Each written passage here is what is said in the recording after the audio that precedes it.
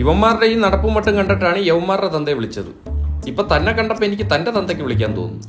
അയ്യോ പപ്പ വരൂലാട്ടാ, പപ്പ ഡെഡാണ്. തന്നെ ഇപ്പൊ ഈ കോളേജിലോട്ട് വിളിപ്പിച്ചെന്തിനെന്നറിയോ? എന്റെ മക്കൾ ടോപ്പർ എന്ന് പറയാനാണ്.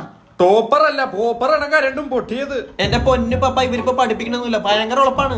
ആ സാർ ഓട്ടോമാറ്റിക് പഠിപ്പിച്ചിട്ട് കീറിടാനാ, കൊള്ളാല്ല.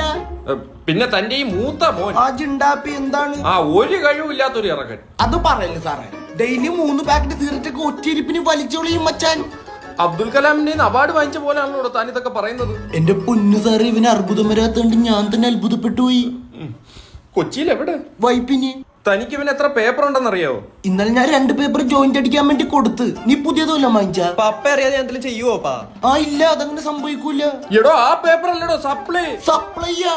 എന്റെ പൊന്നു സാറേ, ഇവന്റെ അടുത്ത് ഞാൻ പറഞ്ഞാണ് ഇവിടെ ഞാൻ സപ്ലൈ ചെയ്തോളാന്ന്. ഞാൻ അറിയാണ്ട് ഇവിടെ നീ സപ്ലൈ ചെയ്താ എത്ര കിലോ വേണ്ടി വരും സാറിന്?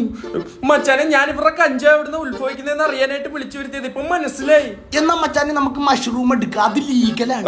മച്ചാനെ, ഞാൻ പച്ചിലുണ്ട് ജീവിച്ചോളാം മച്ചാനെ. മച്ചൻ തെറിച്ച അപ്പൊ എന്റെ പിള്ളേര് വൈബല്ലേ, വൈബേഷ്. അപ്പൊ വൈപ്പിനി വന്ന് സാറിന് ഇനി എന്ത് ചൊറയുണ്ടെങ്കിലും നമ്മ വിളിച്ചാൽ നമ്മ വിളിപ്പുറത്തെത്തും. ആ പരിസരത്തി അല്ല മച്ചാനെ, മച്ചാൻ തെറിച്ചോ. അപ്പൊ പീസ് ഫീസൊന്നും തരണ, ഞാൻ പഠിപ്പിച്ചോളാം. പൊക്കോ.